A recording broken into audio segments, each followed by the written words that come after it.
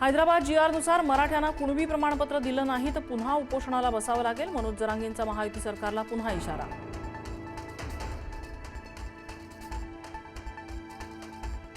अजितदादा अपघात प्रकरणी DGCA विरोधात FIR करून घ्यायला मरीन ड्राईव्ह पोलिसांचा नकार।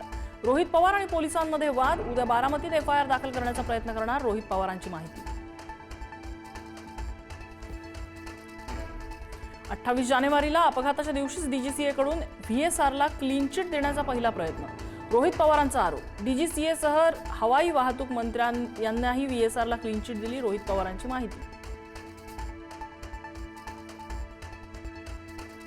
अजितदादांना न्याय देण्यासाठी मुख्यमंत्री फडणवीस आणि उपमुख्यमंत्री शिंदेंनी लक्ष घालावं, रोहित पवारांचं आवाहन।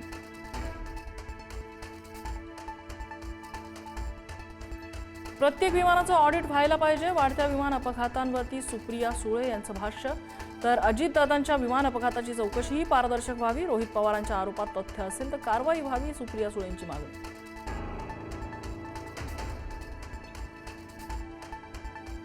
राष्ट्रवादीच्या राष्ट्रीय अध्यक्षपदाची उद्या मुंबईत निवड। प्रफुल्ल पटेल मांडणार राष्ट्रीय अध्यक्षपदाचा प्रस्ताव।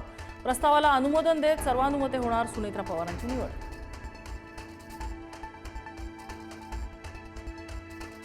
राज्यसभेसाठी भाजप उमेदवारांची नावं 28 फेब्रुवारीपर्यंत जाहीर होणार। विनोद तावडे, रावसाहेब दानवे, प्रीतम मुंडे यांचं नाव आघाडीवर। विजया रहाटकर, भागवत कराड यांच्यासह इतर नावांची चर्चा।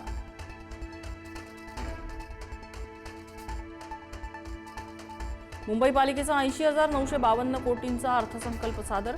गेल्या वर्षीपेक्षा यंदा 6,525 कोटी रुपयांची वाढ। ठाकरेंच्या ठेवी महायुती मोडणार असल्याचं अर्थसंकल्पातून स्पष्ट।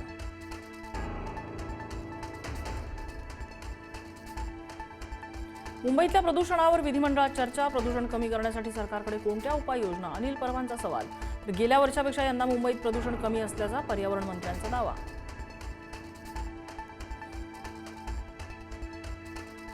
मालेगाव पालिकेवरचे वादाचे ढग कायम। पालिकेच्या विद्युत विभागात सामूहिक नमाज पठण, तर नमाज पठणानंतर भाजपसह हिंदुत्ववादी संघटना आक्रमक। हनुमान चालीसा पठण करत केलं शुद्धीकरण।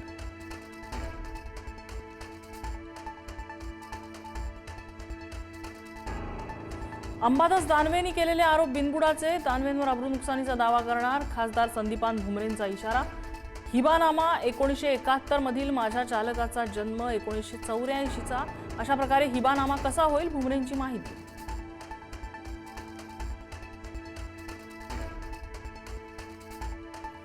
लासलगाव बाजार समितीत कांद्याच्या दरात मोठी घसरण। कांद्याला प्रति क्विंटल अवघा 500 ते 800 रुपये दर।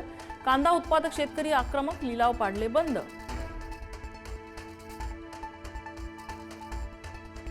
कल्याणला लोकलमध्ये महिलेचे केस ओढत मारहाण। महिलांच्या डब्यात चढताना तरुणीचे केस ओढले। कल्याणहून बदलापूरला जाणाऱ्या लोकलमधला प्रकार।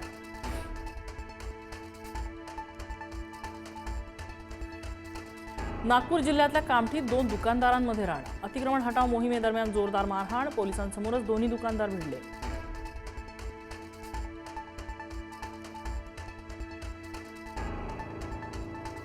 लग्नाच्या स्टेजवर गोळीबार करूनच नवरीची हत्या।